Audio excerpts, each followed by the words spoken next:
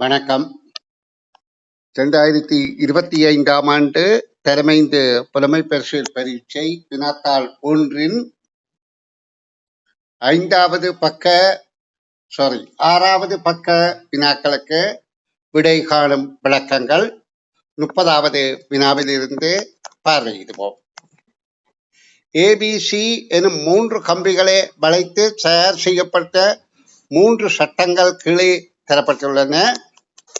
இவற்றில் நீளங்கூடிய சட்டம் எது என்பது கேள்வி.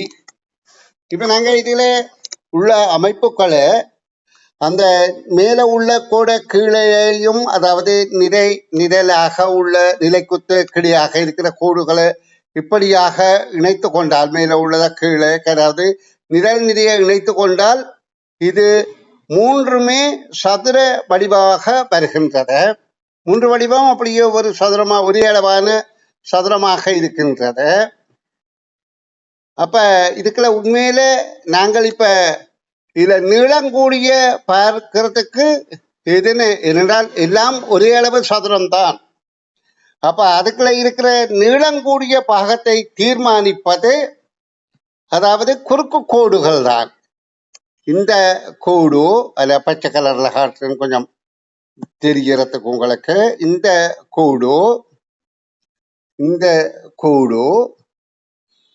கோடு இதில் எது நீளங்கூடிய கம்பி என்றால் இந்த சி என்பது எங்களுக்கு புலனாகுது. அப்ப கேள்விக்கான விடை 3வது. இது கற்புலனாற்றல், கண்ணால பார்க்கிறது, ஒரு கணிப்பும் இல்லை, அளவுகள் ஒன்றும் தரவில்லை, கண்ணால பார்த்து கணித்து விடை கூறுதல். அடுத்தது 31வது கேள்வி. ஒரு சிறுவன் தனது வீட்டுக்கு முன்னால் உள்ள வீதியில் 1 மணித்தியாலத்தில் சென்ற வாகனங்கள் பற்றிய பின்வருமாறு ஒரு குறிப்பை தயாரித்தான். அவை சென்ற திசையை இனங்காண்பதற்கு அம்புக்கோட்டை, அதாவது இந்த அம்புக்கோட்டை குறியீட்டையும் பயன்படுத்தினான். இப்ப அந்த அம்புக்கோட்டின் கருத்து சென்ற திசையை குறிக்கிறது என்று சொல்லப்படுகின்றது. அவன் வீட்டுக்கு முன்னால நின்று குறியீடு போட்டிருக்கிறான். 7வது வாகனமாக நகரத்தை நோக்கி பேருந்து என்று சென்றது. அப்ப 7வது வாகனம் நகரை நோக்கி சென்றதென்றால் அவன் வீடு இங்கே இருக்கின்றது, நகர் இங்கே இருக்கின்றது என்பது எங்களுக்கு புலனாகின்றது. நன்றாக கவனத்தில் கொள்ளுங்கோ. இங்கே நகர் இருக்கின்றது, இங்கே வீடு இருக்கின்றது. அவன் வீட்டுக்கு முன்னுக்கு நின்று பதிவு செய்கிறான்.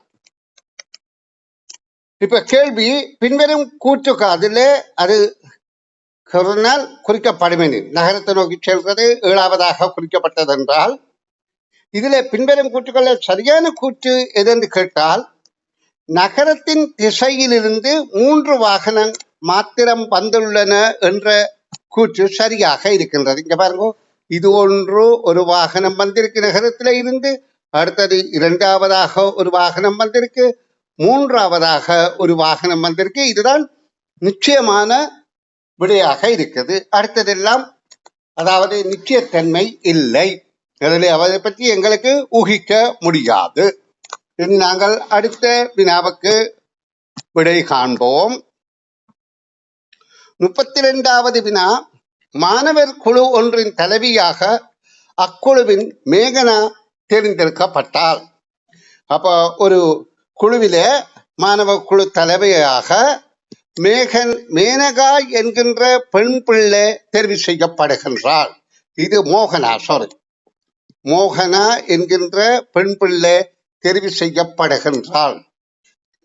அதுக்கப்புறம் சொல்லப்படுது, எஞ்சிய மாணவர்களில் ஒரு தலைவியையும் ஓர் தலைவனையும் தெரிந்தெடுக்கப்படத்தக்க விதங்களில் எண்ணிக்கை 6 ஆகும்.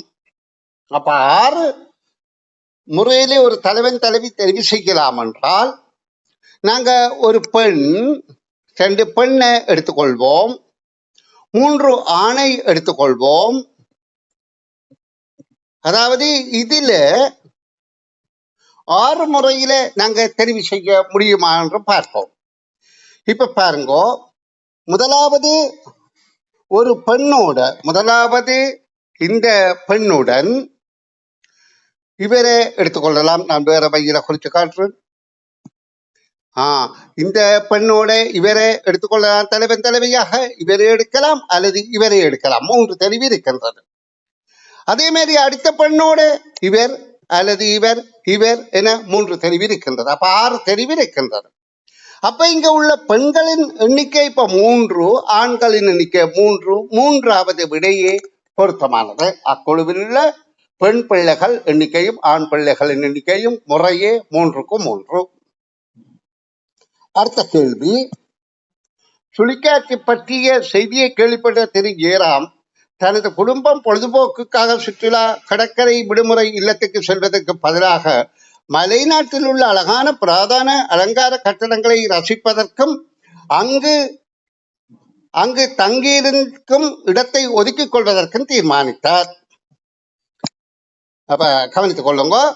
அது சிறிதளவில் விலை கூடியதாக இருக்கின்ற போதிலும் குறுகிய கால அறிவித்தலுடன் அதனை ஒதுக்கிக் கொள்ளல் அவருக்கு மிகவும் வசதியாக இருந்தது.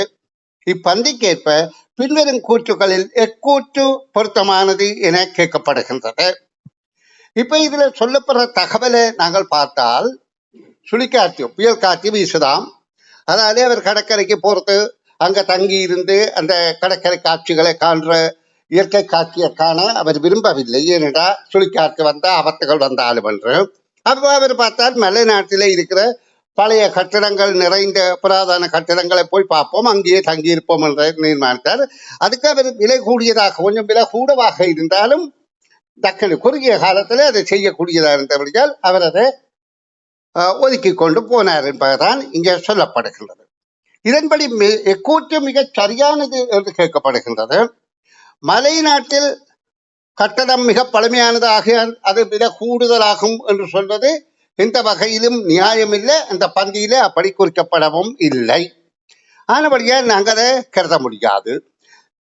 திரு ஜெயராம் பணக்காரராக அவர் குடும்ப சுற்றுலா சுற்ற அதையும் கூற முடியாது. பணக்காரர் தான் சுற்றுலா போறது இல்லை, பணம் இல்லாதவையும் சுற்றுலா சொல்லுவேன். அதவே வந்து மனநிலையை பொறுத்தது. அப்ப 3வது, திரு ஜெயராம் சுழிக்காற்று காரணமாக சுற்றுலா திட்டத்தை மாற்றினார் என்பதுதான் இந்த பந்தியில உள்ள முழுமையான கருத்து. அப்ப 3வது விடைதான் பொருத்தமானது. இனி நாங்கள் 34வது வினாவை பார்ப்போம். ஒரு பாத்திரத்தில், அதாவது ஒரு போத்தலாக நாங்கள் கருதி கொள்வோம் அல்லது பெரிய பாத்திரமாக கருதி கொள்வோமே, சரி. ஒரு பாத்திரத்தில் 1/4 பங்கு சீனியை இட்டவுடன் அதன் நிறை 300 கிராமாக இருந்தது. அது பூர்ணமாக ரம்பின பிறகு, அப்ப இன்னும் 4/3 நிரப்பின பிறகு அது 900 கிலோகிராமாக ஆகியது. இப்ப வெறும் பாத்திரத்தின், இந்த பாத்திரத்தின் நிறை எவ்வளவு என்று கேட்கப்படுகின்றது. 4/1 பங்கோட பாத்திரம் சேர்ந்து 300 கிராமாக இருந்தது. 300 கிராம்.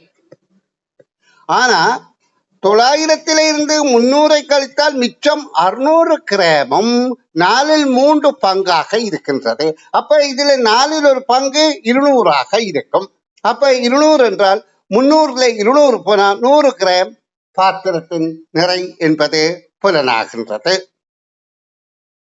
இனி அடுத்த கேள்வி, இது 35வது கேள்வி, இந்த வினாத்தாளின் இறுதி கேள்வி, இந்த பக்கத்தின் இறுதி கேள்வி. ஒரு பரிசு பொதி பின்வரும் 3 பொருட்கள் அடங்கியதாக செய்யப்படுகின்றது. ஒரு தனி ரூல் கோப்பி, தனிக்கோட்டு கோப்பி புத்தகம் அல்லது சதுரக்கோட்டு புத்தகம், ஒரு பேனை அல்லது ஒரு பென்சில், ஒரு அழிமட்டம் அல்லது ஒரு அழிப்பான். மொத்தம் 3 பொருளான் இருக்கும். இந்த 3 பொருள முதல் தெரிவு சதுர ரூல் கோப்பி அல்லது சதுர கோப்பி, 2வது ஒரு பேனை அல்லது ஒரு பென்சில் அல்லது ஒரு அழிமட்டம், ஒரு அழிப்பான் என்று தெரிவு செய்யலாம். இதுல கேள்வி என்னென்றால், இதற்கேற்ப ஒன்றிலிருந்து ஒன்று வேறுபட்ட எத்தனை விதங்களில் தெரிவு செய்யலாம் என்றால், முதலாவதாக நாங்க பார்க்கணும், இது ஒரு விதத்தில தெரிவு செய்யலாம், இந்த 3ஐயும் சேர்த்து ஒரு விதத்திலே தெரிவு செய்யலாம். அது மட்டுமல்லாமல் பிறகு இந்த ஒரு பொருளோட இந்த 2 தெரிவு செய்யலாம். அதே போல அடுத்த பொருளோட அடுத்த 2ஐயும் தெரிவு செய்யலாம். அடுத்த பொருளோட அடுத்த 2ஐயும் தெரிவு செய்யலாம். அப்ப 6 2 8 தெரிவுகள் செய்யலாம் என்பதே கேள்விக்கான விடையாகும்.